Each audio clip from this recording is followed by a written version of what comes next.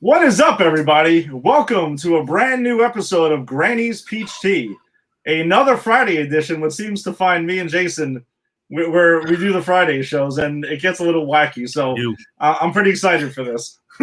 We don't intend it to be; it just seems to go that way.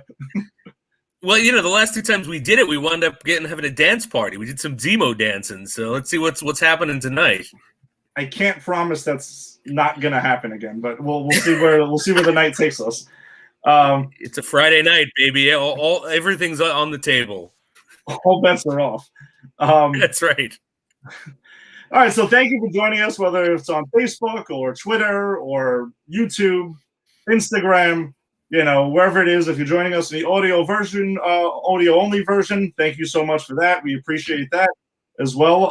If you're not in the live show, get on the live show, though, because then we can jump in with your questions and comments, and you can come along for the ride with us.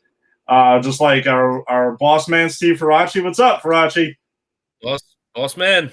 Your Knicks better get it together, man. You guys are down by 14 at the half. What the hell? It's probably why he's on here now. He's just like he's pissed during the halftime stuff. So yeah, there you go. A quick sports update for you. But so we got a lot of a pretty packed show to talk about with you, and we can't wait to get to it. Jason, anything exciting since our last show? We've had a little bit over a week. Anything cool? I've been catching up. We're gonna do some catching up with Mr. J later. On non-comic stuff, I found out, and I don't know how many people are going to care about this, but you can stream Columbo on Amazon Prime. And I have been going back, like when I'm not catching up, and like when I have, this is like the show I put on before I'm ready to go to sleep. I watch Columbo, and I'm telling you, it holds up, man. It's a riot. You know how it's going to go, but it never fails to entertain. I see your posts. I see your Facebook posts about it, and I think it's awesome that you're catching up on Columbo amongst the other things that you've had to catch up on for this show. That's fantastic. I think that's absolutely fantastic. I'm a big Peter Falk fan. I grew up on that show. I'm pretty sure we all did, right? If we're the same age, I've seen some Columbo. Yeah. And I just happened to see it was on Prime, and it's like, I've only watched like maybe 3 episodes because I've been doing deep dives to catch up on this. But it's fun. It's who's of 70s television fame. Suzanne Plachette of Three's Company fame was on an episode. Oh wow. Interesting. Yeah, so it's some interesting. Leslie Nielsen, I saw one with Leslie Nielsen where he's a lawyer and he's the killer's husband, and he gets some good serious Leslie Nielsen acting in there, so it's fun. And for those who might not know, Jason and I are huge fans of Leslie Nielsen. I mean, I think most of ours is from Airplane and from the Naked Gun movies, which we've quoted on and stuff like that, and we just absolutely adore Leslie Nielsen. Rest in peace, Leslie Nielsen. We adore everything you've probably ever done. I mean, whatever. Even if you're lesser stuff, we still dig it. He's even funny in Dracula Dead and Loving It. And that's not a good movie, but he's funny in it. Repossessed is a highly underrated Leslie Nielsen movie. I love Repossessed, and I have seen Repossessed like 20 times, because when that came out on cable, when it was on pay-per-view, there was a brief window where my parents were stealing cable, and so there were certain movies that when it ran on pay-per-view, I would just watch it as many times as I could because it's going to go away soon. And Repossessed was one of those movies. I love that movie. I can't say briefly. We had our free cable for quite some time, and I watched that movie endlessly. That was one of them. That was definitely one of them. I'm not going to – no, we definitely had it for a while. But no, you're right, though. The movies would disappear. So you started watching it like over and over and over again. It's another movie like that for me? Ernest Goes to Jail. I've seen Ernest Goes to Jail more times than anyone should ever see an Ernest movie. Dude, we did a Christmas movie show back in December. It was me, Faraci, Tim, and it was like a revolving door of people that would come in and out of it. And it was just obviously it was like a month before this started, before Granny's Peach Tea. Otherwise, you and Tony definitely would have joined us for that. But they were talking about, they were like talking about Ernest Saves Christmas, and they were really promoting this thing, and I'm like, are you out of your fucking mind? Stop it. Really? Ernest Saves Christmas? I've actually not seen that one. That's like Ernest Prime, right? That's what started the Ernest franchise. I'm gonna guess, or wasn't it Goes to Camp? I don't know. Listen, we're giving Ernest talk. There's too much Ernest talk here. There's way too much Ernest talk. Welcome to the new format of Granny's Peach Tea. We love Ernest. Hey Vern. We're gonna start doing deep dives into Ernest movies each week instead of Loki, and that's what we're gonna freaking do. Although I'll tell you something, we could technically do Ernest Goes to Jail on this podcast because by the end of that movie, that man has electric superpowers he got from being put in the electric chair. I'm not even kidding. That is actually true, and I'm going to say that I probably caught part of that movie during the illegal cable days. So I'm not going to act like I didn't see it. I did see part of it at least. I don't know if I ever saw the entire film, but I saw part of it. All right, well, Farachi's also a Leslie Nielsen guy. Don't call me Shirley. Okay. I like it. One of my favorites, though, from Airplane Man is to say, we got to get this man to a hospital. A hospital, what is it? It's a big, tall building with patients. But that's not important right now. It goes over so many people's heads, and it's just fantastic. And he's so deadpan. Like, what makes him so funny was that he was like the straight-laced actor. He wasn't a comedic actor before Airplane. And that's what makes him so funny because he's not part of the joke. It's not a joke to him. He's acting. It's deadpan. Yeah, exactly. It's funny because, like, I remember as a kid when my father introduced me to Airplane, and he actually put me onto that. I had no idea. To me, he was the older guy in Airplane that's really funny and everything. Right. And he was like, you don't understand. Like, he's this really serious actor, and his entire career's been like this. That's part of the joke. And I was just a kid. It went over my head. But as you go on, you start realizing it. But it was, oh, man. Robert Stack is another one that's really great in that movie. He starts fighting all the guys in the airport that are trying to, like, choose for Jesus and all of this other stuff. Yeah. And he's, like, flipping and knocking them out. Oh, God.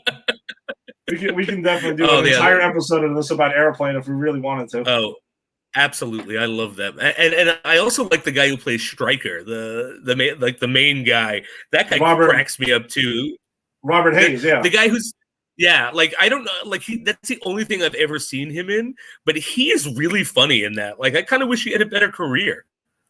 Yeah, he pops up in some random stuff. I kind of feel like he was on a show somewhat recently that I watched, and I was like, wait a second, Ted Stryker? Really? That's awesome. I gotta look him up. I gotta look up his IMDb. Because he definitely pops up in some really, really random places. That's awesome. Yeah, I would watch some old Ted Stryker stuff just because I have actors I like to support, you know? What you should do is you should do a deep dive after you're done catching up on the comic book stuff of Police Squad. Which actually, I plan on it because for Christmas, my brother-in-law, Jonathan, who is a big watcher of the show, and he's always commenting and stuff, him and my sister, they gave me, but I knew he had picked it out because him and I have the same taste and stuff, but he gave me all of Police Squad on DVD. So I actually have it. I plan on going through it. Yeah. Dude, that's awesome. That's awesome. I gotta get myself a copy of that. Or it should be on YouTube there or something like that. I'm sure it's on YouTube, yeah. But I like to own my own media. Maybe it's my age, you know. I like to be able to have it when I want to watch it. No, so do I. I mean, I did shift to digital, which was a big thing for me, at least because I buy on Vudu at least. Because unless it's the MCU or Star Wars or like DC movies, those are the only ones I still buy the physical copies. Otherwise, it's just like, hey, listen, I'm just going to get the digital copy. It'll be in my account forever. I can watch it wherever I want. It's all good. That makes sense. All right. Well, let's jump into some comic book stuff because we haven't got the first 10 minutes of the show talking about Leslie Nielsen, and not that that's never a bad thing. Well, Leslie Nielsen's a hero to many. He is a hero to many. So the Eternals, they dropped their first trailer this week. It's the big MCU movie that's coming out in November. I I thought the trailer was okay. I mean, it was fine. It made me aware of what's going on. I'm not going to act like I read a bunch of Eternals comics because I did not, so I'm not overly familiar with the characters that are in there, but the cast is fantastic. Angelina Jolie, Selma Hayek, Kit Harington. I'm just going to call him Robb Stark from Game of Thrones because his real name is escaping me right now. But I mean, listen, it's MCU, so I'm pretty pumped up for it. I mean, also the fact that I'm clearly an MCU and I'm Marvel shill, I have to be, pumped up for it. But no, I mean, listen, we joke around for a while. The hashtag in Marvel we trust. We use it on our Facebook page. Listen, they've earned the trust at this point. That's really what that's become now. They've earned our trust. You tell us if you got a movie coming out, it is different. It looks pretty different from everything else they've had. So, I mean, I'm invested. Jason, what'd you think? Yeah, I'm with you, Ed. It was the trailer was fine. It made me aware of the movie was coming out.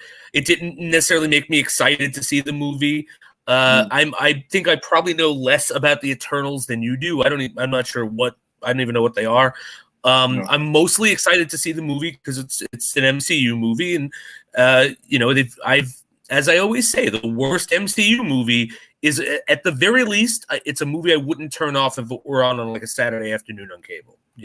Like if Thor: The Dark World, which I think is at the bottom of my list, came on, I get sucked into it. So like, it speaks to the quality of these movies. So, I'm kind of pumped to see it because it's Marvel, and I actually do like when I don't know the characters going in there because I get to have a fresh experience. So, the trailer didn't pump me up to see it, but I'm excited to see it. And to be honest, even if it sucks, which I don't think it's going to, but even if it does, Marvel has built enough trust with me where I'd still gladly go and see the next one blind as well.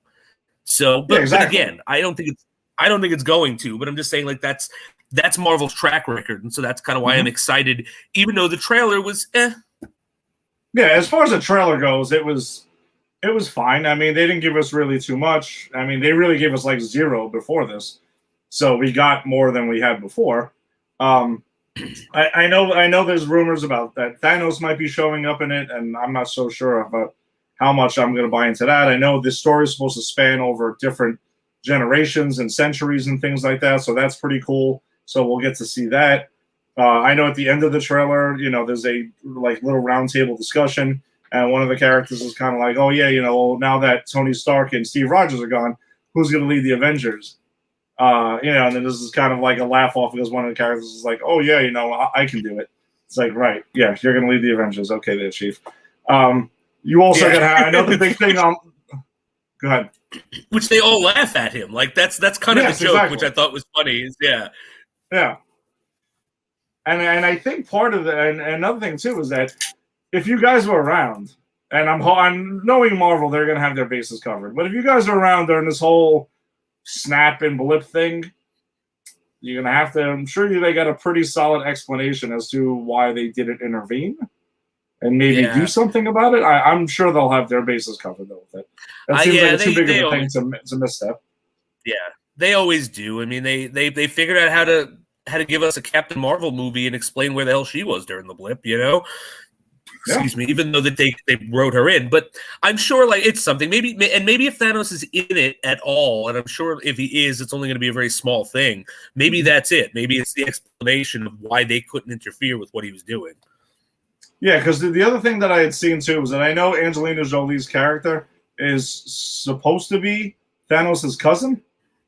So that's that's something that's actually pretty interesting. So before the movie comes out, I'm sure I'll go ahead and I'll do some reading up on it and look into it a little bit further. Because again, not too big on the Eternals from the comics and get more of a background going into it, so I can at least get besides the background that they're going to give us in the film. So I'm sure they'll give us a whole spiel about who these guys are and what their connection is.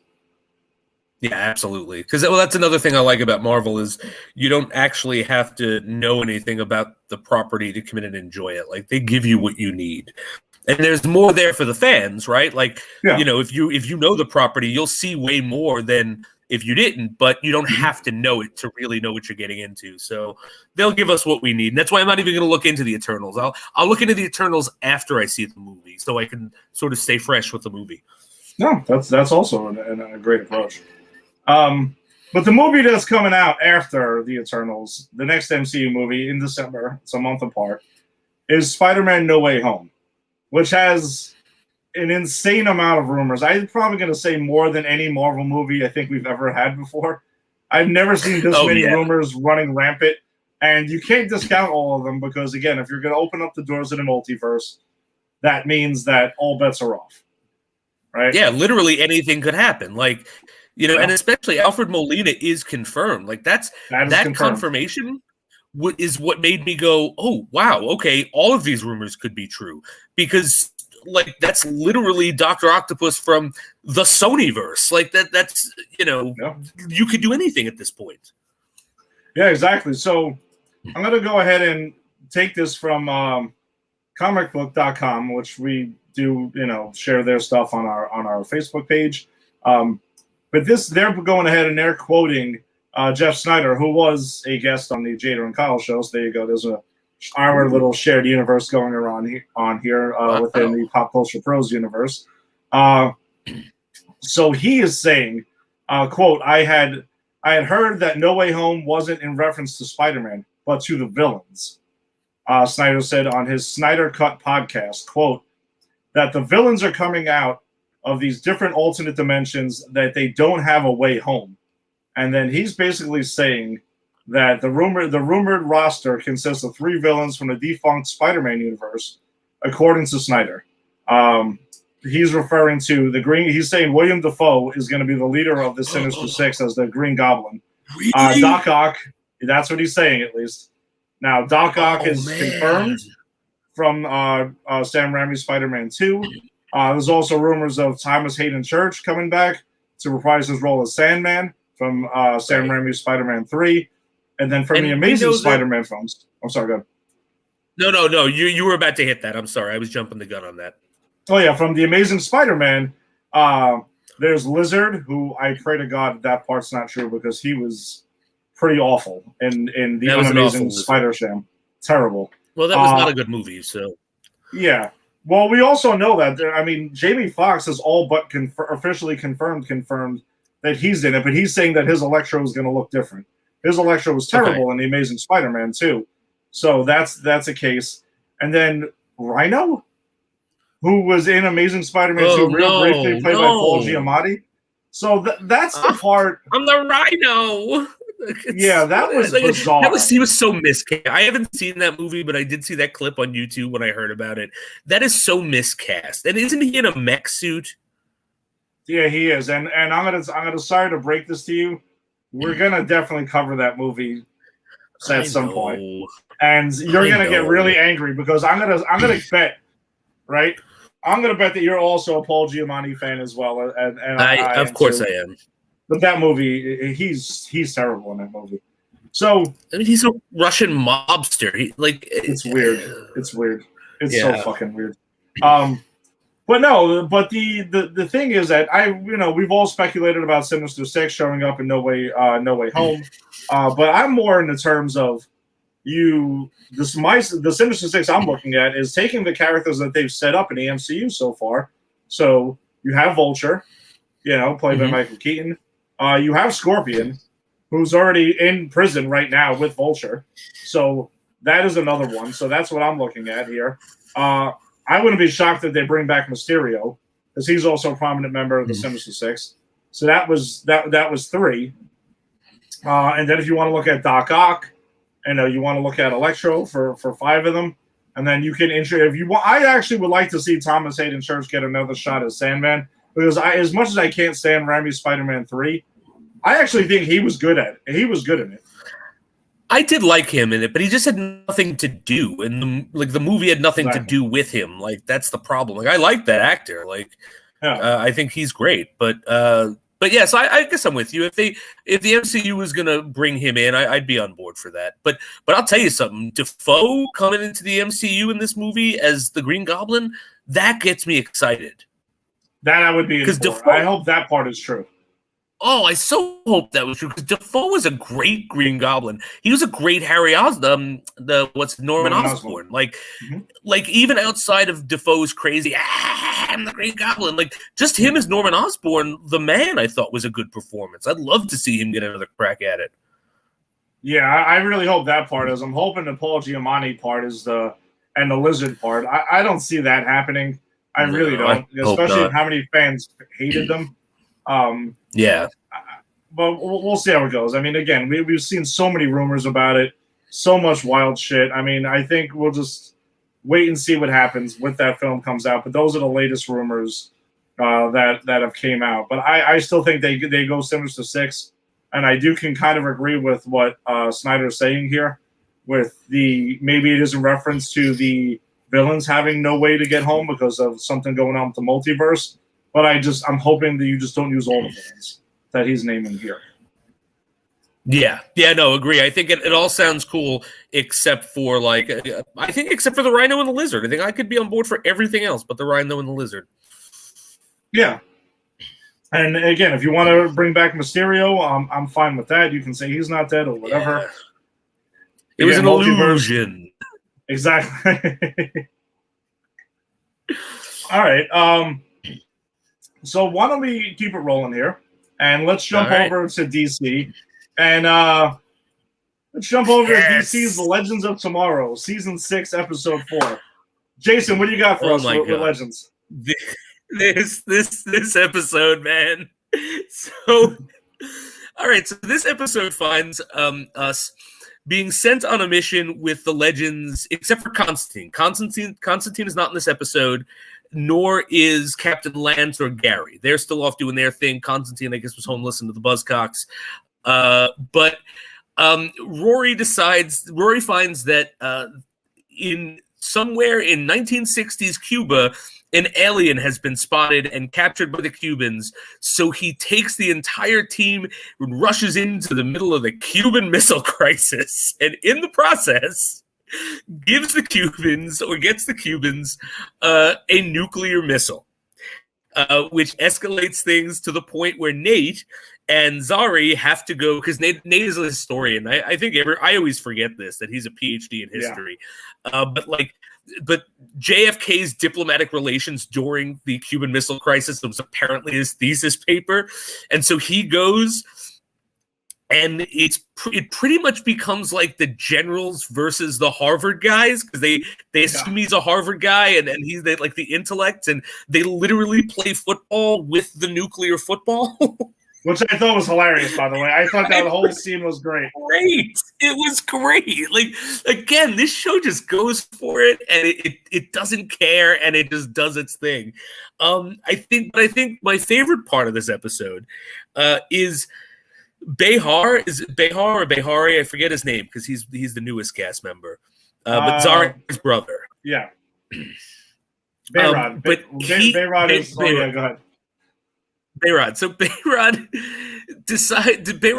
looks like Che Guevara, and when he gets called on it, goes, No, I'm his cousin Che Guevara. And then he proceeds to get stoned with Fidel Castro, because part of the thing was Gideon makes him these weed edibles, these gummy bears, and so Castro finds them and takes them, and then him and Castro are playing music and having these, like, Castro's like, I'm going to call Kennedy now because we're all just human beings trying to find the peace of the world.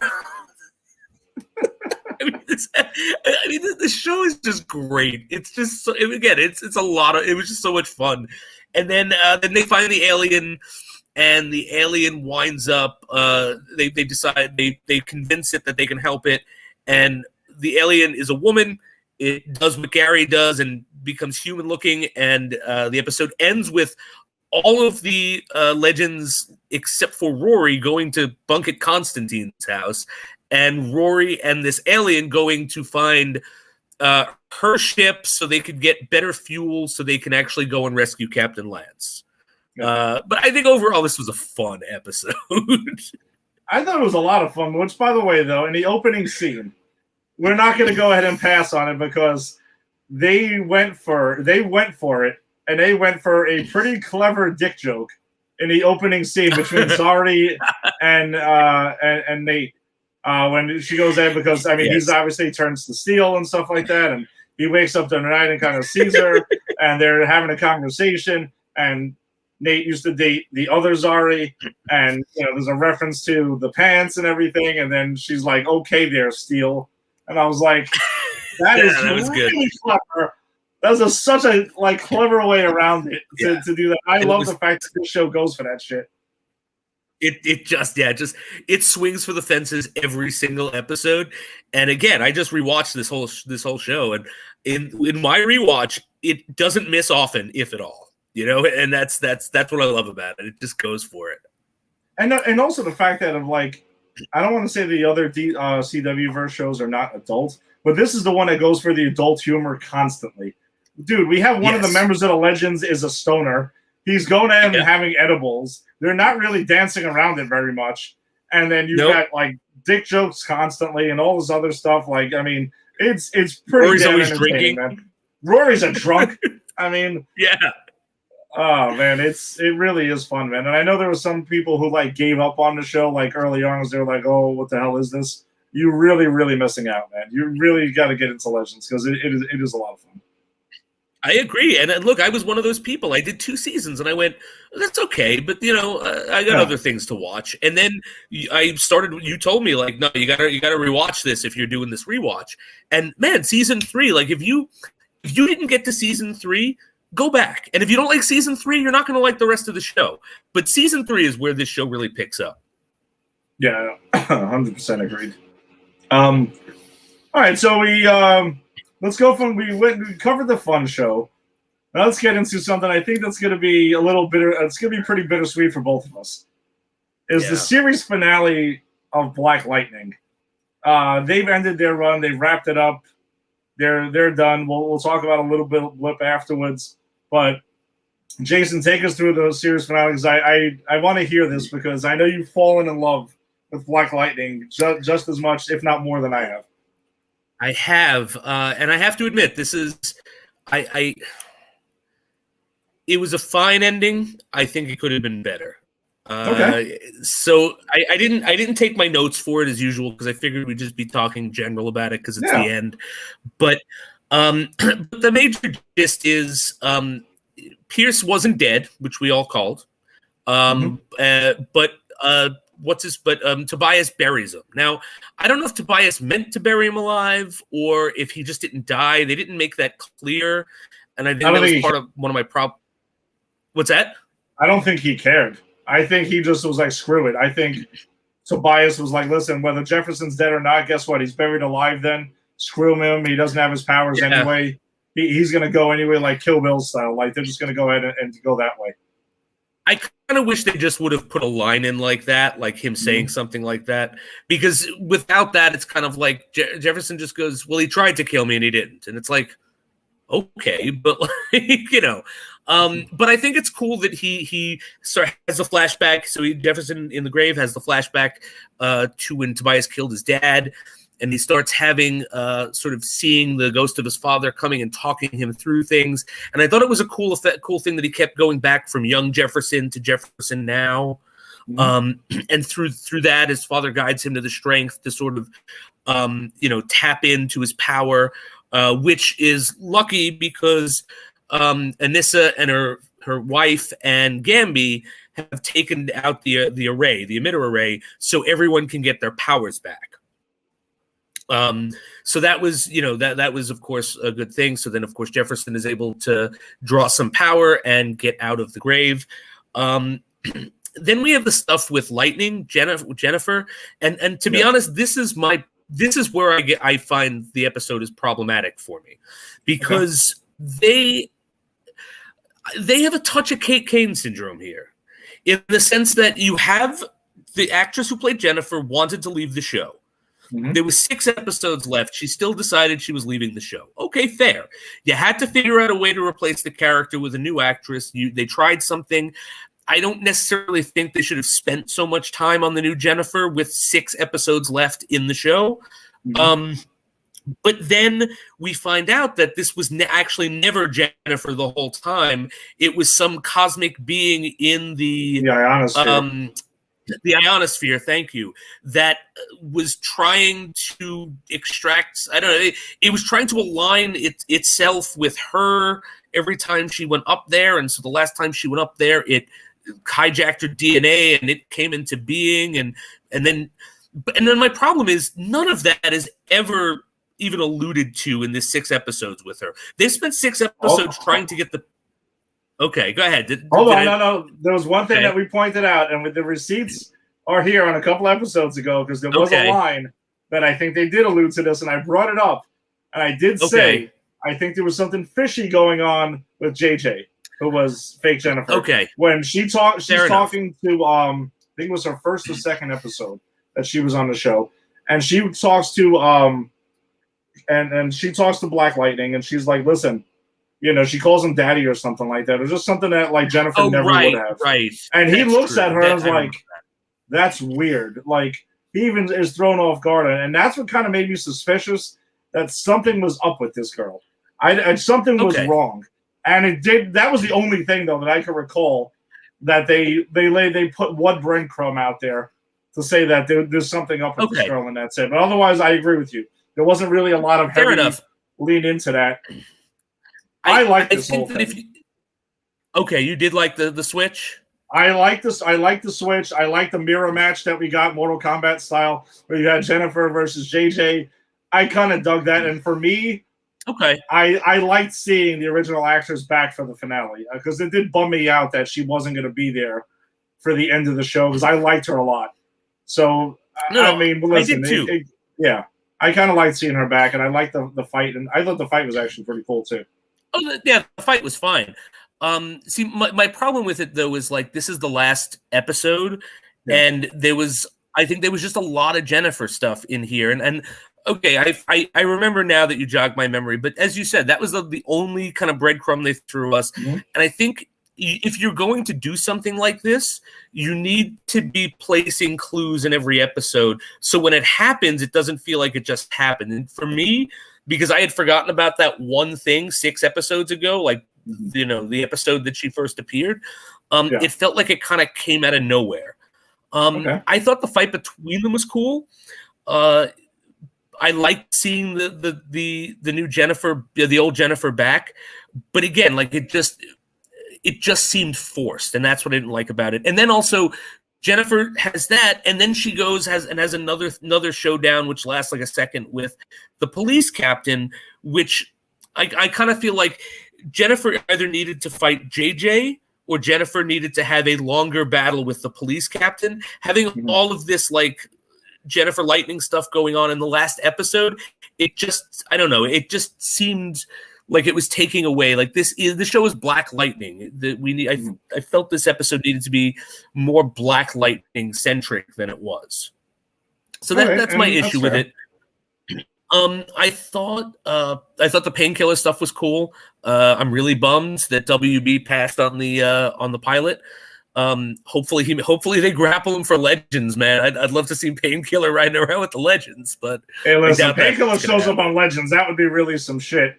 But I do know that they floated it out there, though, in an article saying that HBO Max, there's a chance they might pick it up.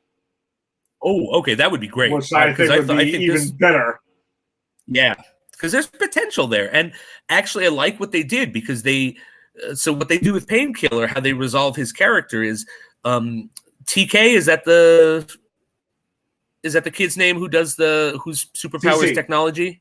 TC. So TC figures out a way to get rid of the kill order in Painkiller's head, which means that the two minds can sort of work better together. But the trade-off is he forgets the Pierces ever existed. And I think that would be a cool thing to set the show up, because now he doesn't remember them. So there, it does then become its own show independent. So I thought that was clever, and I thought that was good. And then you get what we've all been waiting for. And I'm going to say that I think the showdown between Tobias and Jefferson, that did not disappoint me. I really enjoyed that. I like how Jefferson comes in hitting hard. I love the fucking line. Do you know what my favorite word is in the English language? Defenestration, as he's about to defenestrate him. I love that so much because that's just so Tobias. And then he gets, he wiggles his way out and he hits Tobias. Tobias goes flying out the window and he goes to look out and Tobias is impaled on this like golden like spike on the roof. And I just love this moment. Tobias goes out like a fucking champ because Jefferson's like, no, it doesn't have to be like this, which is like, no, Tobias is not surviving a harpoon in the chest. But Tobias then quotes Moby Dick or Star Trek II Wrath of Khan, depending on which way you know it from. And he takes out his guns from hell's heart I stab at thee, and he just starts shooting him until he dies. And like, what a boss way to go out. It really was. It really was. Like I was so happy with the way that that went, and then you get the Pierces and they're having their family reunion, and finally they're celebrating the wedding of Anissa and her wife, whose name I always forget. Gamby is passing the torch to TC. Black Lightning and his wife Lynn are getting remarried. He's passing the torch to the daughters. There's a nice ending there, and then I was watching and I'm going, oh, come on. You're not going to leave Lala like that. That's doing him dirty. But they don't, because in the battle, the cement was broken, and he comes back to life, and he gets himself out, and he's covered in cement, and he walks over to the window, and he sees Tobias dead and withered, and he's aged because of the serums not working anymore. And he just goes, I forget what he says, and he's like, damn. And so he actually gets the last line of the series. And I really, really was all for that. And I love that he got to see Tobias dead because that was his goal the whole season, the whole series. Yeah, that was a really cool ending that they had for Lala. And I was with you 100% on that. I was curious to see. I was like, damn it, Lala's still in Carbonite forever? But no, once I saw him slam down during the fight, I kind of figured something was going to happen. Yeah, because they were reminding us he was still there. Exactly. So in the beginning of the episode, though, when when they showed Tobias as the mayor, I had to acknowledge this. I mean, he's wearing a blue suit with a white shirt and a red tie, and he's talking about let's make Freeland great again. Yes, that's right. I'm sorry. We knew what the reference was. It was fine. I mean, I thought it was like just going all balls in, and the last episode saying we're going to just keep on making Tobias whatever the heck we can make him on his way out. Like, whatever, man. We're just going to throw it in there, and that's it. I got a pretty good laugh at that. I thought that I got a chuckle out of that, too. I thought that was funny. Yeah, that was I'd vote good. for President Tobias. President Tobias, yes. It could be up there with Doom and others. You know that I would gladly live as a humble servant under Doom. You know what you're getting with Dr. Doom and Latveria. But yeah, I think overall, I mean, I think I was satisfied, honestly, because I've always said that it's really hard to end an entire series, and satisfy all the fans. So I think overall, I mean, we got the Tobias Jefferson Pierce showdown, which did not disappoint, like you said. That was super badass. Lala got his good ending. The torch was passed. Was there a lot of Jennifer in this episode? Yeah, there was. But I also think they made her a pretty prominent character in the show. So I think it wrapped it up nicely. And I also think that it was interesting that they joked about Jefferson retiring again. And he was like, well, I'm just taking a step back. I can't say everything. But there was also, by the way, so there was an article that came out where Cress Williams, who plays Jefferson Pierce / Black Lightning, he had said that he has been contacted by people who run The Flash because a lot of, they're really interested apparently in a Barry Allen, Jefferson Pierce team up because they were like briefly BFFs in Crisis. So this might not be the last time we see Black Lightning in the CW verse, which I think that would make me happy. Honestly, I really think that would make me super happy if we got to see a cameo from him once in a while at least. Bring him in here and there for some storylines. And it was also talk of Anissa and Grace popping up on Batwoman, and maybe making a visit to Gotham. Yeah, I can see that, and I think honestly it'd be pretty cool. Yeah, I think it would be too. I think it adds something to the show. And I'd love to see Jefferson Pierce show up on anywhere because again, I love that actor. Yeah, no, me too. Cress Williams is fantastic. So I really hope that they go ahead and they pops up here and there, and he just doesn't disappear from it. But I would say I think I was happy. I was satisfied with the ending of Black Lightning. I honestly think the show overall, since now we can look back on them, that and Arrow, the ones that have ended so far.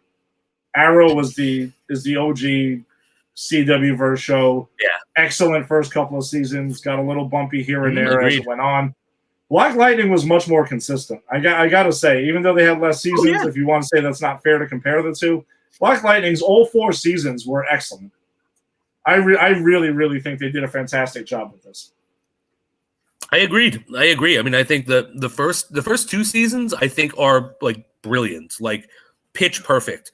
And the last 2 seasons I thought were excellent. Like, yes, I thought the quality went down a bit, but I mean, again, that happens with every show. Like, you only get to a certain point. But I mean, going from perfect to excellence, that says a lot. That's not a bad and I agree. I think it was, it's one of the most consistent CW shows that I've seen. And again, I've watched them all at this point. Yeah, no, me and you have both seen them all, and I think we'd agree that's the most consistent one that they've had so far. There was no fall off whatsoever. I mean, whatever, like you said, the first 2 seasons were extremely strong, but again, there wasn't like a drastic fall off because some seasons of Arrow were just bad. They were just really bad. Absolutely. Yeah. And same with the Flash. Like that last season of the Flash, I thought was dreadful. Yeah. So and then Supergirl is having what I would say is their first bad season, and this is a terrible time to have that in your last season. So yeah, I'm really disappointed with this season of Supergirl. I also saw too that there was another during an interview. I was reading part of the interview with the series creator from Black Lightning, and he was also saying that his plan was to wrap the show up after 5 seasons. He wasn't going to go past that, but CW, I guess, was the one who kind of was like, hey, you can do your last season, that they were going to wrap it up in 4. He had some ideas for a 5th season, but he also wasn't like sour grapes about it. He was just kind of like, something, I got to do what I wanted to do. And he was, content with and happy with the way it went down. That's good. Yeah, because it could have won another season, but it didn't have to. And I think that's what it sounds like he felt like. Like he had ideas, but he got to do his main stuff, and so part amicably and work together later. Yeah, absolutely. So speaking of the Flash, who I really hope we get to see Jefferson Pierce show up on one day, season 7, episode 11. I think my highlights of this episode, by the way, there was a chill out pun that we got from Killer Frost in this episode, which reminded me directly of Batman and Robin, and I was like, I don't want to think of Batman and Robin. I'm glad it ended the Forces of Nature story arc, because it's not one that I was particularly loving either, because it looks like that has finally came to an end, because in this episode, they pretty much bring them together, and they don't, Speed Force doesn't go ahead and / Nora doesn't go ahead and kill the rest of them. And they kind of just like go off into, wherever they had gone to again. So I also wanted to know something. So during this episode, while there's like this entire storm that's caused by the Speed Force, there's a break in Iron Heights, and all the villains get out. And part of them is Killer Frost and that dude that she was like crushing over a couple episodes ago, who I don't even think really even had a name. Yeah. Why did they have bartender guy? I'm going to reserve my WTF moment of the week for the Flash. Why did they have their suits when they just broke out of prison? That is an excellent question. That is an excellent question. Either one of us can answer. Maybe they decided to. Well, no, he maybe decided to go home and get it, but Frost wouldn't have been able to. I got nothing. I thought it was a little strange. It was something that kind of popped out to me like a sore thumb, and I was like, wow, really? You guys just stopped by and just got your suits on the way out or whatever the hell? But that was a little bit weird. That fight between them was it was entertaining. It was fun. I don't think the episode was terrible overall, though. I don't. I'm just glad that certain things got wrapped up and we get to move on from the arc that's there. And I found the very ending of the episode, like the last 5 minutes, I thought was very strange. There was a weird vibe to it, and the way that they ended it when they talked about like Barry and Iris are talking about having kids, and they kind of just like, oh yeah. So she kind of just walks away and was just kind of like leading Barry like into the bedroom. Yeah, let's start now. And I'm like, oh, okay, this is going down. And then though, and I don't know what to make of this. So Barry says, quote, I like that impulse. And we know based on articles that Impulse is going to be Barry's son in the future. So okay, we're going with that. I thought that was a little like it was a nod and a wink to the audience, but I also thought it was a little bit bizarre at the same time. Yeah. You know what I mean? Like, that's that would be that's strange. I didn't realize that was his son's name. But that's strange. Yeah, because they're gonna make Bart Allen his son in this instead of his like grandson. So that they're changing that to go for the show, and they just released like first photos of Bart's suit. So that's cool because we got to meet Excess a couple of years ago, who was his daughter, right? And now we're gonna meet his now son. And I because you know where that's going. Obviously, he's going to be introduced. We know he's coming this season. But then just to throw that line in there, I thought was just a little bit cringy. I don't know. No, I agree with you. That's weird. It's a very weird thing to do, especially when you know we all know what that was about. It was just a weird link. Odd choice. Yeah. But no, overall, I think an entertaining episode. Not great. It's better than the last few because I think the last few really didn't have much going on at all. So I'm hoping it picks up now. I'm hoping that things pick up now and get going because they've been spinning their wheels a bit. Yeah, I agree. I have to admit, I didn't really like this episode. I didn't think it was like it wasn't terrible, but I just was kind of bored by it. Like, I'm not really invested, or I wasn't really invested with the as you were with the forces being the villains, and then this episode too. What I felt was like, Nora's the villain. No, all of the other ones, they've been doing it the whole time, so they're the villains now, and this and that. And it's like, guys, who cares? Just could you wrap this up and get a real villain in here, please? Yeah. Now, if you would have said that Nora was like, or Speed Force was Thawne, which a lot of people were thinking, and I was starting to wonder about it too. That's a whole nother story because whenever you bring Thawne back, you're like, okay, then things automatically interest goes through the roof for me. Right. Every single time. Agreed. So, whatever. Hopefully things pick up though, but honestly, I don't got too much else regarding this episode. It wasn't my favorite of the season, but it's the one CW show that we're talking about tonight that I think is shockingly my least of it because the next one we're going to talk about is Superman and Lois. Season 1, episode 7. Let's jump into that. Think about it though, Jason. And we were going to talk about it and say, hey, listen, we're going to discuss CW verse this episode. We're going to cover 4 shows. The Flash is going to be the one that we really don't have a lot to say about. The other 3 were the ones who we're really going to dig into. I think would shock some people. I agree. So my highlights on this, I thought another really strong episode for Superman and Lois. I am absolutely loving this show. I am all in on it, still loving it. As we've said before, neither one of us huge Superman fans, but this show has, and besides Henry Cavill's thing, this show has really dragged us in, and we're all about it now. Absolutely. But one of my highlights I thought was really cool, by the way, of him using his ability when Clark wakes up Jordan with his cold breath.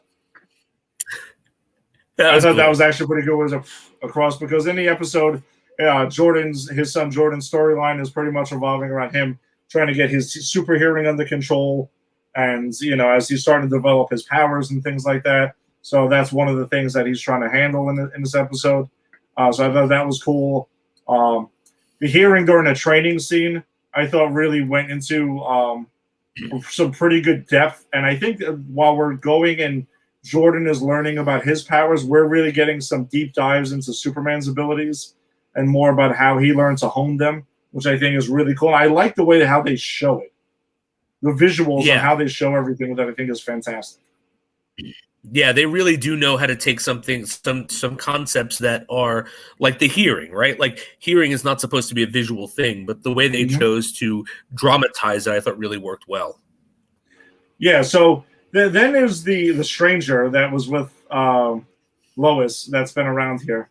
Which, by the way, we can confirm because there was a little discussion about this in the last episode that was Commander Luthor. That we Yeah, find yeah. out, you know. We had just, I Uh, think Tony and I just forgotten because it had been a while since we'd seen the show. yeah, no. It just came off its hiatus. Yeah. It's fine. It's there, but we did get it But confirmed that this, that's who it was.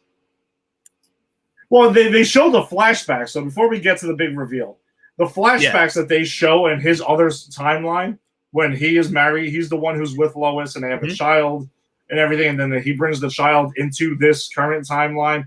And then we see evil Superman with other Kryptonians like destroying Metropolis and the world. which That was some I pretty thought that was dark awesome. shit.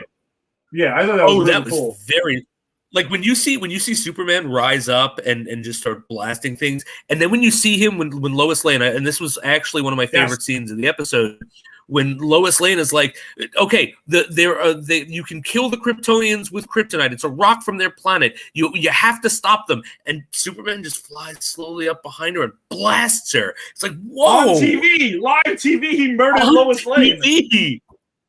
Like, wow, you're like it goes dark in that timeline. Like I get why Commander Luthor's so pissed off at Clark. Yeah, man, that is just, I mean, that's some really cold-blooded shit, man, how we got to see. And this show, again, they're really going for it, man. And I think it's just, they're hitting home runs every episode with this working. thing. Absolutely. But then Clark's reaction when Lois meets up with Commander Luthor, and so she's pretty much distracting him while Clark goes into his, like, RV. So he goes in there and he meets with his artificial intelligence that's in there. And then he mentions the robot mentions Commander Luthor. Clark's reaction to that when he just like turns his head quickly, is like, oh shit, like it's about to go down now. So there's a whole like discussion into is he a Luthor, and they look into it to see if he's in the bloodline. Nothing they can find about that through their investigation that's going on. During that though, they acknowledge, by the way, they have their first acknowledgement of the rest of the CW verse. Because Lois tells Clark in this, well, with everything we know about the multiverse now, acknowledging what happened in Crisis. So they finally acknowledged that they are in the entire CW verse. Because up until now, they really haven't even given a shit. They're just doing their thing, and like they've never even, not even a peep has come out of them. So I thought that was pretty cool to see. Flashback, blah blah blah. So then we find out the big twist at the end during this whole fight. Commander Luthor is revealed to be John Henry Irons, who is Steel in the comics. Yeah, he's got the hammer. He's got the fucking suit. He's got everything. I had to pause it as I was watching it because they said John Henry Adams, and I was like, that sounds familiar. Where do I know that from? And then they went Steel, and they went, what? They're bringing in Steel. Like, Steel hasn't been like didn't Steel disappeared in the comics like after the 90s, right? Like so after Superman. After Death of Superman, like so I think it's cool. Like and I love the line, like, well, yeah, the suit thinks I'm Luthor, but it can call me what it wants. Like I didn't see this coming. This was such a good twist.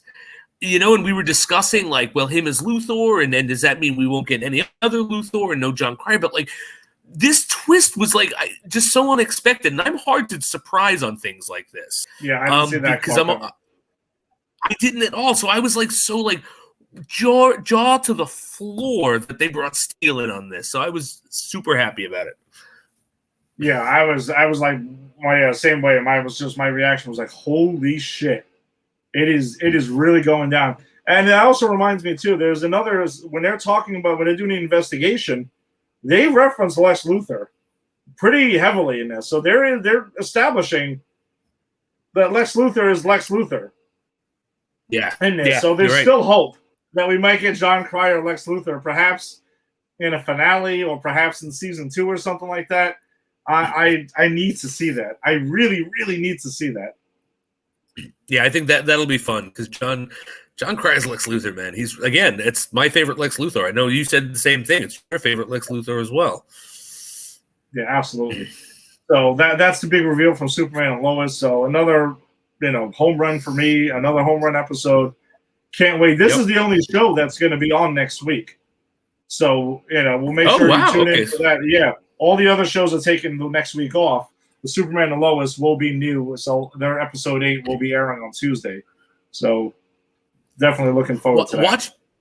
Watching this show makes me go, why can't I get a Batman show on this quality? You know what I mean? Like, because this, Batman's part of the Holy Trinity when it comes to DC. Like, and no one's ever done a Batman show. Like, I know they're like, okay, no, Adam West, but come on, guys, that was the '60s. That show was actually very popular at the time. Mm-hmm. We would not have Batman if it were not for that show in the way we know him in television and movies. That really was like ground zero for comic book movies and stuff. So like, we have to get past Adam West and actually give me personally, Jason and Fischetic, a quality Batman show on the level of this Superman and Lois, because I'm dying for it. I'm chomping at the bit for it. If you would have asked me a year ago if that was possible, I would have told you that's completely insane. But after this, and the fact that they've actually had a Superman show going on now at high quality, I would not put that I would not say that that's off the table. I would not be shocked to see the CW, maybe with the success of Superman and Lois, if they can have an interesting take and a concept on Batman. Maybe even Batman and like the Bat family. And that maybe in absolutely. That way. Yeah, maybe like an older Batman or like a Batman Beyond type thing or something like that. I think we would even take that. Yeah, I would. I want to see some like small screen Batman, but like to the caliber of this quality. Because I was with you. I never thought it would be possible, but I never thought a Superman television show of this quality was possible, because I liked Superman and the Adventures of Lois and Clark when it was on, but this is serious Superman. This is like this isn't jokey Superman, and it's not corny and it's not cheesy, and it's doing real emotional things, and I just, now that I see it can be done with Superman, I want it done with Batman. That's kind of my that's where I'm at. Dude, I am in lockstep with you, because I would absolutely fucking adore seeing that type of a thing. All right, so why don't we do our speaking of live action, small screen Batman, we're going to go ahead and catch up with Mr. J. Jason has been catching up since we've started Granny's PhD to catch up on some of the shows that we're going to be covering on this show. So Jason, take us through what you've caught up on this week. All right, so I am, as of today, officially caught up with all 2 seasons of Titans. And I just want to say, I'm going to pat myself on the back, because I set up that transition knowing that I was going to be talking about Titans and the live action Batman that is coming, that comes into play. Yeah. Exactly. So I got to say, overall, man, Titans is awesome. Like, I don't know these characters with the exception of Dick Grayson and Jason Todd. Mm-hmm. I never read a Titan comic. I didn't know who Raven was. One of my students today told me that Gar's name is Beast Boy in the comic. They don't actually say that in the thing, but I really enjoyed it. Like, I thought it was a slow burn. It starts off that first season a bit slow, but once it hits its stride, it gets great. And once Deathstroke comes in, because Deathstroke is the main villain for the second season, oh boy, does it get really good. This hits, like, I'm a huge Batman fan. Dick Grayson is my favorite member of the Bat family, like outside of Batman, of course, Bruce Wayne. And like the guy who plays Dick Grayson in this, phenomenal. I love the characterization. I love what they do with the character. I had today, because I was watching it before we signed on here, and he, this is not a spoiler. He becomes Nightwing. All right, it's not a spoiler. This happens in the comic, but it takes 2 seasons. And I remember at some point something happens, and this I'm not going to spoil, but something happens in the first season where symbolically he gives up being Robin, and I'm going, oh, I can't wait till he puts that Nightwing costume on. And I got to see him in that Nightwing costume today with his electric staff. Oh, it was so good. It was so satisfying. This is actually my favorite characterization of Jason Todd, because I found him super annoying as Robin in the comic, but I think this show gives him a lot of depth. Like, there's a scene where he shares some of his past, where like his father was in prison, his mother was a drug addict, he used to run away and live in a high school. Like, so it really gives insight into why he is such a douchebag, because he is a douchebag. That's kind of his character. That's the point. But yeah, I really, really enjoyed it. I think the guy that got to play Slade was perfect. Like, the casting on Deathstroke, I think, is absolutely perfect. So talking about live action Batman, I was actually very happy to see that they brought Bruce Wayne in. I didn't think I was going to see Bruce Wayne. I thought it was going to be like every other Batman show. That was great. It was great because of the context of it, because it was all in Dick's imagination. I loved it. Yes. And that guy kind of looks like Adam West. I can see him being as like an older Adam West. I can kind of see that. And that's why I think they hired him. And so you had texted me, when I told you that I had gotten a Bruce Wayne, you had said you were curious to hear my thoughts on the actor. Yes. And here's my thoughts on this actor. I think he is an excellent Bruce Wayne. I like the actor. I think the interactions he has with Dick, I think, is really good. I can't see that guy putting on the bat suit though and going out and fighting crime. And I think that's my problem. Like, I get that they needed to make him older because he raised Robin at this point, and Robin's an adult. Mm-hmm. And I get that maybe they were going for the Adam West look. And actually, I think Adam West, for the time, was a great Bruce Wayne. But I think that the tricky part about casting the Batman role is you're casting two roles. He's two different people. When he's Bruce Wayne, he's putting on the disguise, right? Yes. He's pretending he's real people like everyone else. But then when he's Batman, he's a completely different driven guy. And I think very few actors who've played Batman have pulled off being good at both roles. I think Christian Bale and Michael Keaton are the two that I think are not counting the animated series, because that's voice work, and Kevin Conroy is Batman. We all know that. But so that's what I think. It's like, it's hard to cast a Batman and a Bruce Wayne. And I think the show went, well, we're not really going to have him in the bat suit, so let's cast a really strong Bruce Wayne. But again, for me, I cannot see that guy going out night after night after night in the bat suit, kicking ass and getting his ass kicked and being okay. You know what I mean? See, so that's it's interesting that you bring that up. So basically, me and you are completely in lockstep on this. I like the actor. He was awesome. He was on. Did you watch Game of Thrones? He was on Game of Thrones. No, also, I haven't. Which is where that's the only other place I really know him from. But he's a great actor. I like his interpretation of Bruce Wayne here as an older Bruce Wayne. My only issue, and this is something they could have fixed again, I can't see this guy currently suiting up as an active Batman. And he's active because, number one, they do say that at one point, I think it's the end of season 1, if I remember correctly, that Bruce was off on like some Justice League stuff, because they acknowledge Justice League exists. So, which means that this guy is active, and it wasn't like a 10-year gap or anything. So no, and he's still fighting with Jason Todd. Like exactly. That's my point with this, is that all you had to say is that he was a retired Batman. And that whole thing, that part clears up for me in 2 seconds. I can buy this guy as a retired Bruce Wayne.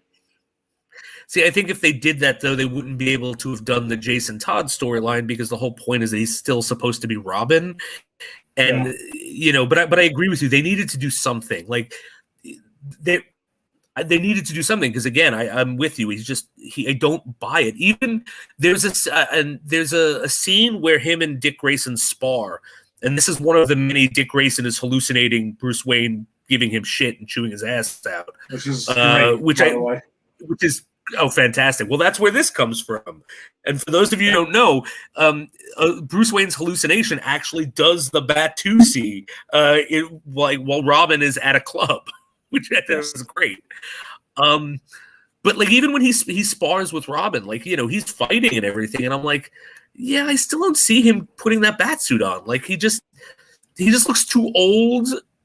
Yeah, and just not built enough. Like and because then I'm thinking, well, he has to be a certain age because of a Nightwing. But like, look at Ben Affleck. Ben Affleck was that age. Like, in the Batman movies that he did, he's an older Batman who was more weathered. So they could have, but it's But I mean, I'm not gonna bitch about it because it's not a Batman show.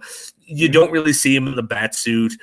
And he is a really good Bruce Wayne. But that like literally is the only thing I would say. Like if you asked me if I had a problem with the show, it's a half problem.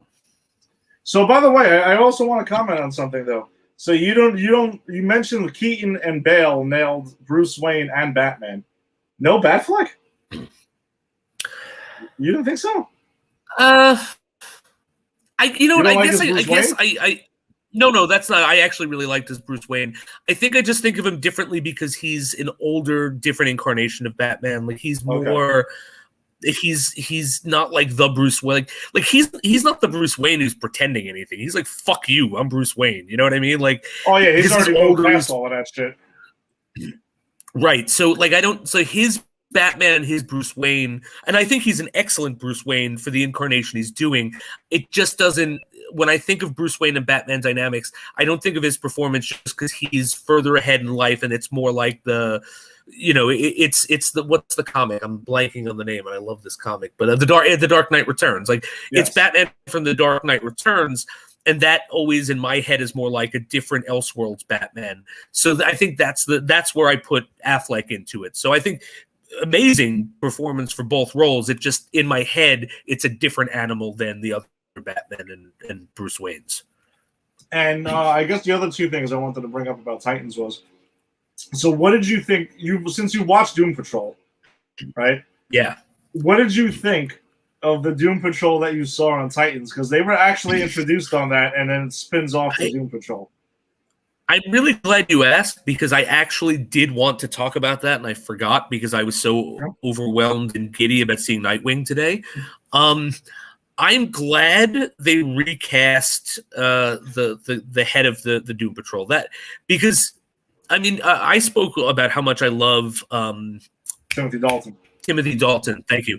I spoke how much I love Timothy Dalton just in general when I talked about Doom Patrol, but the guy that was playing that role before I thought was terrible. He sucked. Like he sucked. Terrible. Yeah. Like he had a weird accent and he screamed villain and there was no nuance to the performance. And like, that's what I love about Dalton in that show is like, you slowly realize he's kind of the villain to these guys inadvertently because he wanted to live forever. And he didn't mean to hurt anyone, but he also didn't shy away from it. But you get that nuance in the performance. And then even after you find that out, he's still likable, but still self-serving. Mm-hmm. That none of that was there in that character, in that actor rather, in the Doom Patrol episode. I thought the rest of the Doom Patrol were fine. Like I mean, Brendan Fraser's character was Brendan Fraser. Robot Man was exactly the same. He was exactly the same, and exactly. And I actually really did like because I didn't realize this in Doom Patrol. I really liked the insight that. No, it takes a lot of concentration for her to keep her normal shape, which, that's really hit home in there. So, I thought the Doom Patrol themselves, I thought were cool, but and actually in the alternate universe where Beast Boy stays with them, I actually thought he would have been a fun addition to that cast too if he wasn't in Titan. But, But yeah, it was just the Doctor. I thought was like when I saw that episode, I was like, thank God they recast it as Timothy Dalton because I don't think I would have liked the show as much if it was this guy. 100% agree with you, and it was and you can see where it fits in though because it was that Doom Patrol right there that we made in Titans is definitely what's her face Crazy Jane hasn't shown up again yet because she was gone for a while. Right. So that's in between. So you can see that who was a character I absolutely love on Doom Patrol. Crazy Jane is really awesome. Yeah. And the actress that plays Elastigirl, by the way, to see her in this show, and I actually was introduced to her on 2.5 Men, She plays Really? an act. She's on. Did you ever see Two and a Half Men? I dipped into that. Yeah, is she a main character, like a prominent? No, she's one of like Charlie's girlfriends at one point that ends up going with Alan at one point. But she plays a character named Candy, who's like a ditzy like actress and stuff like that. Oh wow! Who she is hilarious in that show. Absolutely nails that whole character. You can see what she's going for. But to see her nail that and then see her in Doom Patrol, I mean, she's super talented because the range that she shows between the two characters is tremendous. That's awesome. I didn't even know about the 2.5 Men thing, but I do. I think her performance in Doom Patrol is great. Yeah, if you ever get to see her in 2.5 Men, maybe YouTube it or something like that, she is hilarious. I'll try to see if I can find it. And then you appreciate her more in Doom Patrol for showing the range that she does in that. It's pretty awesome. So was Titans it? Is that all you caught up on this week? That's pretty much it. Oh, I did also want to say I enjoyed Superboy. Didn't see that coming. And yes. I especially enjoyed Crypto. And if you told me that they were going to be using Crypto, the Kryptonite dog, the Kryptonian dog, I'd have been like, oh, bullshit. But I actually thought it really worked. They did it really well. Like, they didn't overuse him. It wasn't cartoonish. He's not talking to anyone, but he's super smart. You get to see the laser beams, and at one point he flies away. Like, it works. Like, I think that the show really makes some crazy ideas work. Like, again, Trigon shows up. I didn't think I was ever going to see Trigon on his show, but there he was, So, but yeah, so this was my catch up because I kind of got into this and then Columbo, and I could talk about Columbo, but it really isn't on what the show is what the show's about. But I'm going to start Stargirl. Stargirl's going to be my next one because I know that's going to be premiering at some point, right? Yeah, that'll be on soon enough. Probably, I think when some of the other CW shows wrap up, we'll get Stargirl back. And I'm gonna tell you right now, you're gonna dig that. It's actually pretty cool. Luke Wilson is on that. Yeah, I started watching it like the first 10 minutes today, and I was like, wait, is that Luke Wilson? I gotta ask Eddie if he's like, is he a permanent? Does he stick around? Yeah, no, he's a permanent character. He's like a co-star of the show. And you get awesome. You get the Justice Society of America. You get the Injustice Society. Stargirl's really good. So I think you're gonna dig it. I'm excited. Before we move on, though, one more last thing about Titans. By the way, Tim was also catching up on Titans. He was texting me this week, nice, and he's also a huge fan of Titans. What is up? Really Tim? good, Tim. Tim, I'm surprised you're not joining us for Punisher tonight. I don't know if he had he can stomach another week in a row before we get to that. yeah, we've been throwing some garbage at him. So. I also wanted to talk about Deathstroke. So, which Deathstroke did you prefer? The one from Arrow or the one from Titans? Because they're both really great incarnations of Deathstroke. God, that's hard. They're both excellent. They are. I would have to revisit Arrow, to be honest. Because right now, if I were to answer, I'd say Titans, but that's the freshest in my mind. And I haven't watched Arrow in years. I remember Deathstroke being fantastic on Arrow, but I just don't remember it. Oh, now I'm thinking. Oh, okay. Now I'm remembering. That's hard. I can't choose. They're both. It's excellent. really tough call. I think I started to dig the suit. I started to dig the one on Titans. His costume a bit more, and I don't know, man. It's a really tough call. I love both incarnations of it. Yeah, I maybe I'd have to give it to Titans just because what I like about Titans is it's superhero characters as if they were in the real world, and that's kind of that's what they're going for. And I really dig that aesthetic.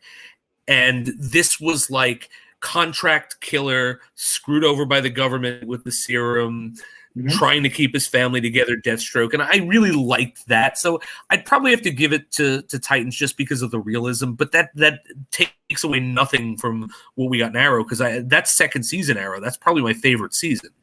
That Deathstroke stuff is the best stuff. Yeah, 100% agree. That's my favorite season of Arrow. Oh, yeah. Well, Tim's coming in with some more comments regarding Titans. I love Jason Todd and Dick Grayson. Yeah, both really excellent on that show. Me too. And again, I hate Jason Todd in the comic, but he's awesome in this show. Yeah, agreed. He's such a douche in the comics. It's like annoying. But all right, let's get to it. Let's get to our movie of the week All as right. we have been rewatching some of the pre-MCU movies because Jason and I have gone, and Tony have gone back to a time when it would seem like the Bizarro world, where Simpler time. we have the simple time it's called the late 80s, early 90s, when Warner Brothers and DC were running movie theaters, and they're the ones that were on top, while Marvel, this little old company named Marvel Comics, was struggling and having to deal with direct-to-video films as live action adaptations of their characters. When I thought about that, by the way, and I took a moment to think about that after I watched Punisher earlier today. Okay. And was that direct to video? Oh, it was direct to video. This was never in the theater. Okay. I don't know if that was the intention or not, but okay. Boy, I had to take a step back to say and think about that. We lived in a time when this is the exact opposite, but worse, because Marvel couldn't even get their movies into theaters. Yeah. Just think about that for a minute. Oh yeah, this was by New Horizons Pictures that probably did shit like, and I apologize if I'm wrong, like Puppet Master and shit like that. Oh no, that was Full Moon, wasn't it? Was it Full Moon? I'm sorry, yeah, Full Moon. Was Full Moon, yeah. New Horizon did some really crazy, and it's, by the way, it's New Horizon Australia. And it's not even New Horizon like here. I actually always thought this was a canon film, but it is not a canon film. It's this like weird one. New Horizon thing. It does play like one. And I want to say right off the top, before we start diving into this, I thoroughly enjoyed this rewatch of this movie. I thoroughly enjoyed it. I'm going to say something. It is not as bad as I remember it being. It has a lot of what the fuck head-scratching moments, which I'll get into. Absolutely. Look, it's a bizarre and crazy movie where crazy things happen. Mm-hmm. And maybe it's just because we just got done watching that god-awful Captain America movie, but where nothing worked. But I actually, I thought this, I hated this as a kid, but I was rewatching it going, this movie has problems, but there's some real fun stuff in here that I really enjoyed this time around. It is nowhere near as bad as I remember it being. And I rented, this was another Captain Video rental for me from back in the day. Those of you who are familiar with Queens video stores on Myrtle Avenue, I rented this from Captain Video, and I remember being so excited as a kid because it was the Punisher and Dolph Lundgren. I'm like, oh, look, it's Drago, and he's going to be, he's going to be Punisher. And he was also He-Man already at the point, which kind of makes you really wonder, how was this direct to video? Why? Yeah, I don't know. I always thought this was in the theater, but yeah, why would this be direct to video? I have absolutely no clue. He-Man was in the theater, and that was god-awful, starring Dolph Lundgren. I actually think this is a better movie than He-Man, I can go on record as saying. Yeah, I will 100% agree with you. Oh, actually, hold on a second. Yeah. No, I was going to say that I think that out of respect, we should call him Dr. Dolph Lundgren, as he does have a PhD in organic chemistry. He absolutely does. He absolutely does. So, he's a lot smarter than I think a lot of people want to give him credit for. I agree because when we see him in this movie and in Ivan Drago and as He-Man, he was still learning English, and that's the truth. He doesn't have a lot of lines in his earlier movies because he's still learning the language. But this guy's brilliant. I'm going to tell you the truth. Well, whatever. Well, let's get into it. Let's get into it. I don't think he's a terrible Frank Castle. I do not think he is. He's not John Bernthal. I'm not saying that because for me that's the Punisher. He's phenomenal in the Netflix series. But I don't think he's terrible. I also like Thomas Jane's Frank Castle, even though I think his movies suffered from the writing mostly. Because I think his performance is fine. But he wasn't dark enough, is what my issue with the Thomas Jane Punisher is. And then I'm not going to spoil it because I know we're going to do it eventually. But in Punisher Warzone, Ray Stevenson's Frank Castle is pretty solid too. I'm excited to watch this for the show. As completely batshit crazy as that fucking movie is, Ray Stevenson is the shining light of Punisher Warzone. All right, I'm excited. I'm excited. So my first issue with this is the house bombing in the beginning. When he blows up the whole house, and he's in the house, and he's standing right there in front of the press who's there, and nothing somehow survives. No explanation. Just go with it. but you cannot deny that what leads up to that house bombing is fucking badass. I wrote down the first 3 kills of that movie. Like, there's a guy walking down the hall, and his arm just comes out with a knife from the ceiling and stabs him. Then he comes out and kicks the second guy over the railing of the second floor, and then gets some rope and hangs the third guy. Like, I mean, that's the beginning of the movie. Yeah, I'll give him that. There's some badass kills in it. The explosion, though, made no sense. But also, it explodes, and then the guy comes out, and he's okay, and then he just dies. And it doesn't make any sense. He just has some black makeup on him or something like that, and just falls over. Like smoke. Like, no, you should be dead. But and I have a question. And the answer is yes, but I was perplexed by this. Does Castle avenge his family in the first 5 minutes? Like, this is the guy who killed his family. Yep, he basically does. His mission is technically over in the first 5 minutes. So, like, he literally, he could have went and got waffles at the Waffle House and not dipped into any of the rest of this movie, and his journey's done. Technically, his mission is over in the first 5 minutes of the movie. Right. Which I just found insane. Like, this movie takes some turns, like with who the villain is. Like, you think it's going one place, and then the Yakuza show up. Yes. So why don't we talk about another thing with Frank Castle, by the way, specifically? Yeah. What is the deal with his 5 o'clock shadow? I'm just saying, at certain points it looks like kind of like this, right? Which is part of the reason I didn't shave tonight, where it looks like he's kind of got this kind of thing going. And then at other points, it's clearly black makeup that is like lined and stuff like that in other scenes.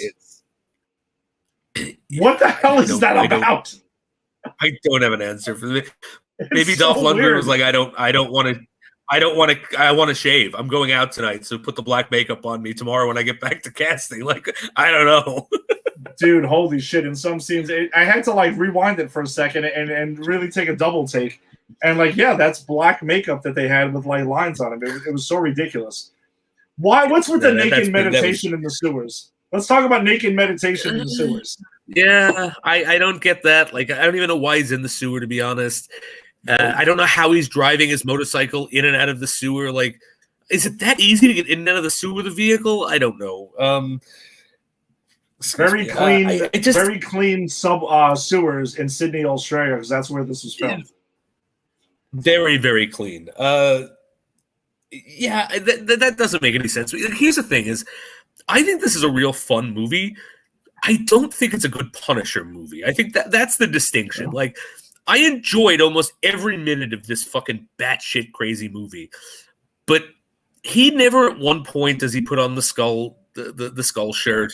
He's really not the Punisher in anything but name, like for the comic book. You know what I mean? I wonder why that is. By the way, why didn't they just give him the fucking skull shirt? I don't know. It's like, I mean, I get like certain things where you go, be careful what you wish for. You don't necessarily always want a comic accurate, outfit. We saw that in Fantastic Four. Like, they were comic accurate, but some comic accurate in real life costumes look dumb. Yes. But this is a T-shirt with a skull on it. That's all you need is a T-shirt with a skull on it, and you've got I just didn't understand why they don't do that. And the other 3 live-action Punishers that we referenced all found clever ways to introduce it, where it didn't look goofy. Yes, yeah, and I think John Bernthal was the best, right? Like it was like the shirt his son gave him right before he died. Oh no, John Bernthal was the bulletproof vest. Thomas Jane was the shirt before he died, which I thought both were cool. Right. I was fine with either one. Yeah, both of them were awesome because there's a reason for it. Yeah. And they could have done that in this. I don't know why they didn't. Can we talk about the villain? Yes, let's get into the guy who looks. So the guy who looks like Ludendorff from Wonder Woman but isn't, like, I thought that was Danny Houston, and then I look him up, and he's actually another actor that I've seen a ton of stuff. He's the guy who sets up Richard Kimball in The Fugitive. He's the guy who like frames him for his wife's murder. He's always a sleazebag. He's always a sleazebag, but like he's actually from Amsterdam. He's got like an accent, I believe. Why did they cast him as the head of the Italian mob? Nobody knows. Same reason. I mean, I guess if you want to say the same reason why the Red Skull was Italian last week. I guess. I mean, it just didn't. And I like that actor, and I thought he did fine with what he had, but it's just like, have you met an Italian man, Mister Not Ludendorff? Do you know that? Can you at least try the accent or not do your Amsterdam accent? Oh man, he's in a lot of random shit. By the way, I actually pulled up his filmography here, and I was trying to think about what did I recognize him from. So he was in Miami Vice in an episode. He was in The Living Daylights, by the way, as the General Koskov. Yes, he was. And I watched that just recently because I was doing a little dipping into the more recent Bonds. And when I saw that movie, I went, oh crap, Ludendorff is in The Living Daylights. So like I really think those two guys are like twins. They look exactly alike. Yeah. What else is he in here? Wow, he plays Satan in a 1999 movie, Jesus. Which I think is insane. I gotta track that down. He was in Ocean's 12 also. I kind of think I remember him being in Ocean's 12. I remember that too. Those are pretty much the ones I would say that are noteworthy on this list. And The Fugitive, because I think The Fugitive's probably. Well, you mentioned The Fugitive, yeah. But I just thought it was bizarre casting. It's very weird casting.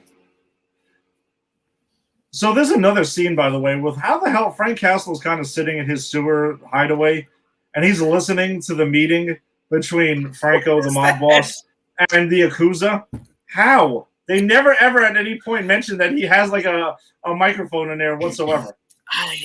I that's actually a note too. We've jumped ahead a bit, but that is absolutely a note that I have. Like, how did he get the bug in there? But he does some weird, inexplicable things too. Like when he meets up with Shakes, the actor, the drunk actor, like he comes out of the bar, the drunk actor, after he's thrown out.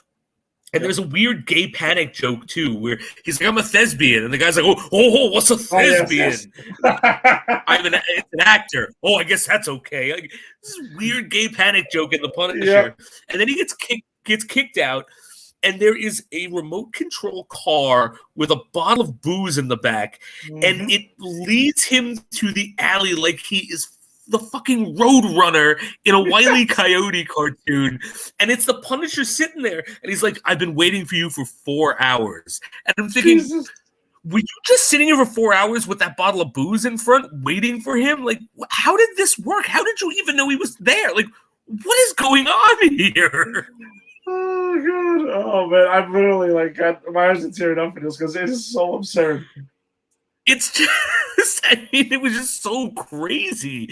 And then he finds out that, and this is what I mean, like, before we get into the Yakuza, I do want to, like, because again, the Yakuza comes in halfway through the movie and they become the villain, but we don't know that that's going to happen. And so, like, the guy from The Fugitive decides he's going to unite the families. He's going to unite the families in one big heist, and they're all going to work together, and everyone's going to get a piece of the pie. And they set that up like that's going to be the big thing the Punisher is going to have to stop. And in the next scene, the families are together, and they're buying drugs from some French dudes who are coming into the harbor. And it's like, wait, so that wasn't the big problem? Then what was all that set up for? Nothing at all whatsoever. I mean... And then the Yakuza come and they kill a bunch of people there, and they're like ninjas in wetsuits, and they have like balls of spikes. And it was just bizarre. Oh God!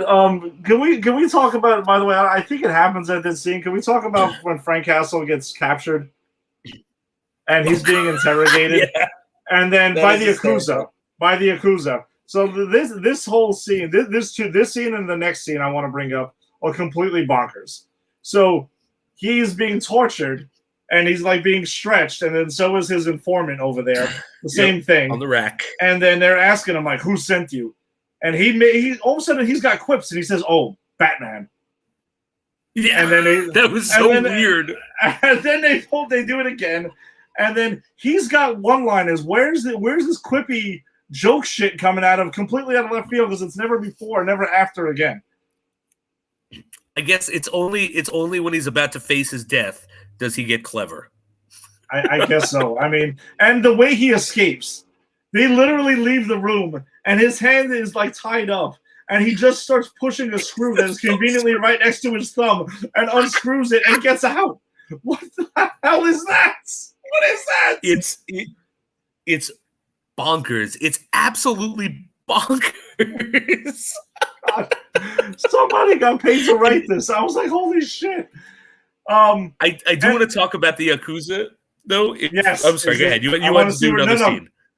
I mean, it might be the same thing, because right after that, the Yakuza, when they meet up with the family members, and Franco's the only one who decides not to show up. Yeah. And they meet like a pizzeria, which is I guess it's supposed to be a family restaurant or something. And then it turns out everyone in there that's in attendance all pulls out guns, and they work for the Yakuza, and they blow them away. There's an old white granny there with a freaking machine gun. Yes. Oh my insane. God. And then there's and actually I think one of the highlights of this movie is the head of the Yakuza, who is called Tanaka, the woman. Yes. And I'm willing, I think, I can't, don't quote me on this because I've never met the man, but I'm willing, I would put money on that this movie had a tiny influence on Quentin Tarantino's Kill Bill, because Boss Tanaka is a character in Kill Bill. Yes. Right? Yep. And you do see Lucy Liu like in the geisha outfit, and we see this Tanaka in the geisha outfit by the end of the movie. I would not be surprised if, like, not that Tarantino stealing from Punisher, but like that if he had seen this movie and just sort of what he does, just absorbed it, like, okay, that's a good idea. Let's put that in Kill Bill. So yes. So I think the strongest point of this movie for me was how badass that Yakuza boss is. Like, they tell a story like she Kaiser Soze'd her brother, you know, like, you just go kill your brother for us, okay? And by the way, the way she kills the heads of the family, and meanwhile it's in their like wine, in their champagne they were drinking, and she does some weird thing about touching the glass around the rim, and they just like die from it. What the hell was that about? I don't know. And then there was I love though the guy who didn't drink. It's like, you don't want to drink? Then okay, the gun in the mouth. And she blows him away, by the way, point blank. Not one speck of blood on her at all. No. It's an old Japanese trick. Don't worry about it. The Yakuza don't take care of business. And I actually love what leads up to Dolph Lundgren getting captured, because so the whole reason that Dolph Lundgren is even messing with the Yakuza at this point, or because the Yakuza decides that they want to take over the Italian territories, so they kidnap all of the mob bosses' kids, and they hold them for ransom. The whole reason any of those mob bosses were in that restaurant was because they thought they were going to sort of deal and pay for their kids back, right? They didn't realize it was a setup that was going to get them killed.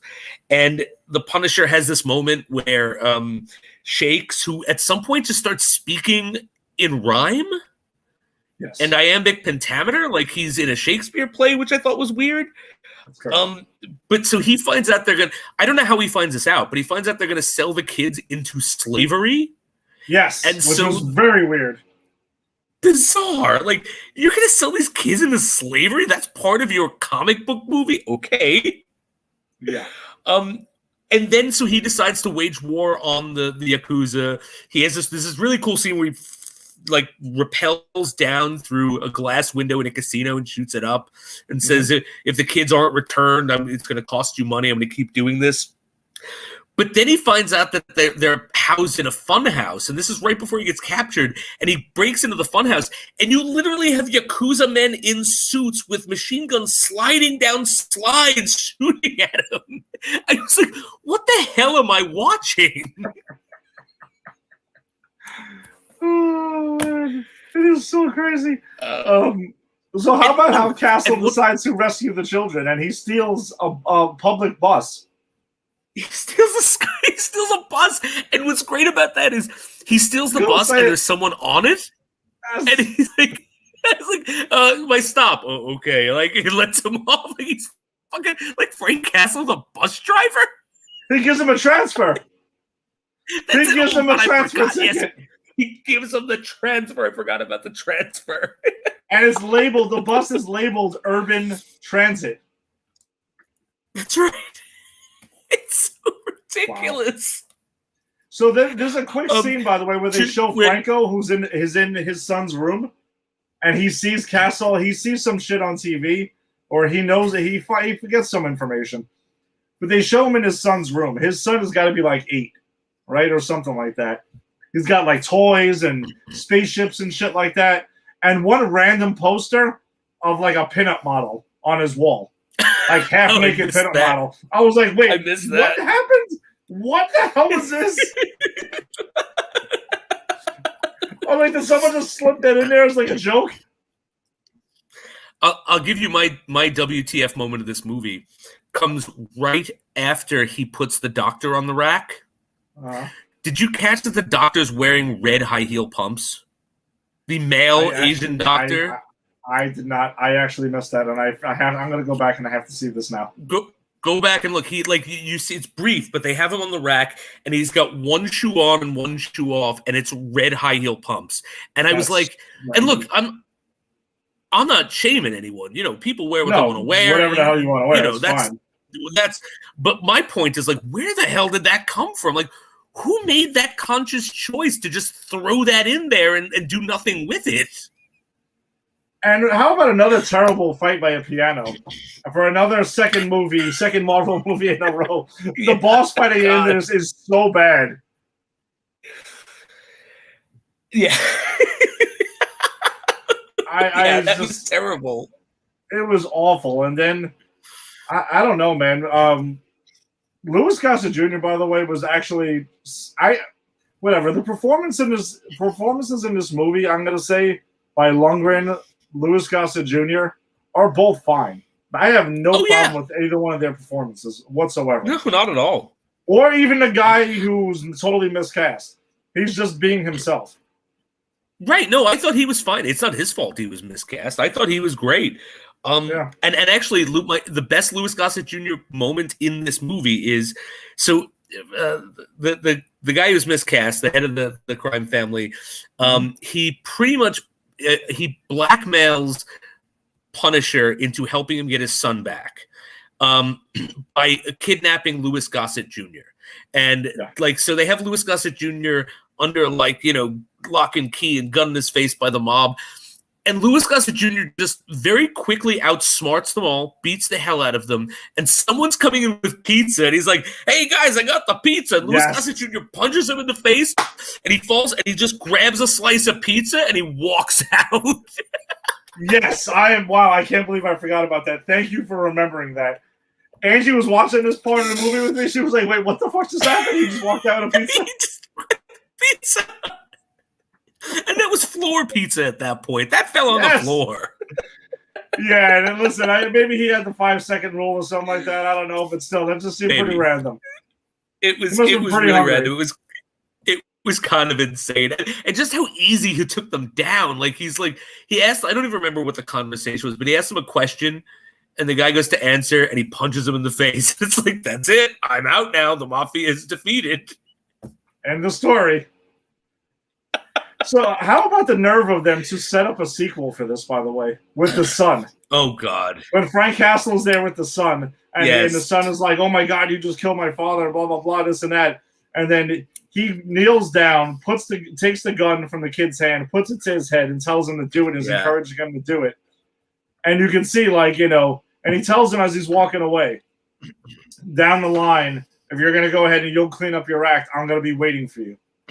Such a setup for a sequel. It could have been worse, though. It could have been the setup for the Super Mario Brothers. Like, Princess Toadstool could have ran into the Punisher's lair in the sewer and went, "You'll never believe what happened. Let's go, guys." This is true. I can't argue with that. Right. The balls to set up a sequel in this movie. It's like, like, again, I enjoyed the shit out of this movie this time when I watched it, but this is not a good movie. Oh, it's completely awful. But I will say this. In the current state that we're watching, we watched Fantastic Four, 1994. After watching Captain America 1990 last week, this was much better. This was much better. I'm not going to say and recommend you should go watch this. I am not saying that either.